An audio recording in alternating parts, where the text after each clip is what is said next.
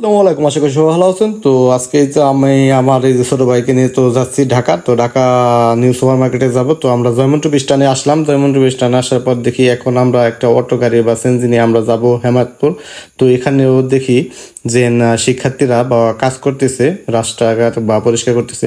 তো যাই হোক, অটো রিক্সা চলে এলো। এই যে অটো রিক্সা চলে বললাম, এই যে অটো রিক্সার ভিতরে এখন আছি। তো এখন হেমায়তপুরের উদ্দেশ্যে রওনা। তো হেমায়তপুরে চলে আসলাম অবশেষে।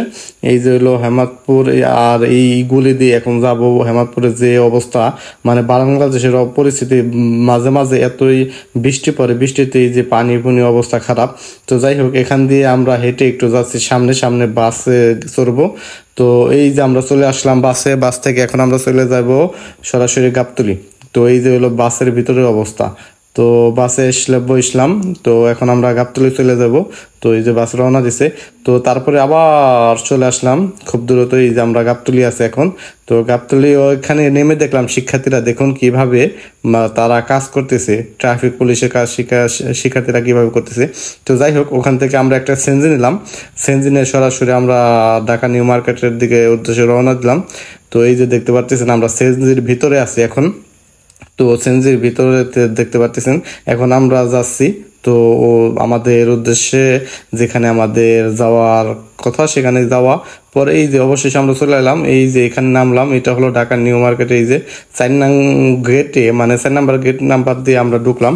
এটার গেট নম্বর আছে, ঠিক আছে আরো। তো এই যে ফার্স্টে যে আমরা যে পথ দিয়ে ঢুকবো, এই যে দেখতে পাচ্ছেন ঢুকার পর মানে কি যেন বলবো, মানে এখানে বলার মতো কোনো ভাষা নাই ভাই। মানে এত বড় একটা এরিয়া নিয়ে একটা নিউ মার্কেট, মানে ঘুরে শেষ করা তো যাইবই না। আমরা ফার্স্টে ঢুকছি, ঢুকে মানে আমরা ঘোরা মাথা পাইতেছি না কই যাব। এই যে এখানে ঘুরতেছি দেখতেছি তো এটা মানে গুলির মতো। যাই হোক, এখন আমরা যাব হলো উপরতলা। উপরতলা আসলে মেন যে বড় মার্কেট বা সবকিছু পাওয়া যায় এইগুলো তালাতে। তো সেখান থেকে আমরা আরো উপরে গেলাম, 3 নাম্বার তলায় গেলাম। 3 নাম্বার তলা মানে ক্লোথিং যত যা আছে, কাপড় চোপড় এইগুলো মানে বেচা কেনা হয়। তো ওইগুলো সব, তো 3 তলায় চলে আসলাম। তো আসার পরে এই যে দেখতে পাচ্ছেন এখানে এক দোকান থেকে কিছু কিনলাম আর কি, কেনাকাটা করলাম, পেন। তো আরো আমি দেখতেছি পেন মানে অনেকগুলো নেওয়ার জন্য। তো যাই হোক, অবশেষে আমাদের লাঞ্চের টাইম পার হয়ে গেছিল। পরবর্তী খিদে লাগছে, খিদে লাগার পরে কি করবো এখন, সেখানে আবার নিচে নামছি, নিচে নামে আবার আমরা হোটেলে আইছি। দেখতে পাচ্ছেন আমার ছোট ভাই হাসতেছে। তো যাই হোক, এখন আমরা হোটেল থেকে খাওয়াও শেষ করলাম, মোরগ পোলাও খেলাম। তো এই যে দেখতে পাচ্ছেন এখন আমরা খেয়ে হোটেল থেকে বের হয়ে গেলাম। তো গিয়ে একটা জুতার দোকানে গেছিলাম। তো জুতার দোকান থেকে জুতা নিলাম, জুতা নিয়ে আবার আমরা বের হয়ে গেছি। তো আমাদের মার্কেট করা শেষ, এখন আমরা রওনা দিছি, আমরা যাব বাড়িতে।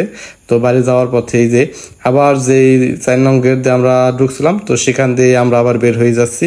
আপনাদেরকে দেখাই এই যে।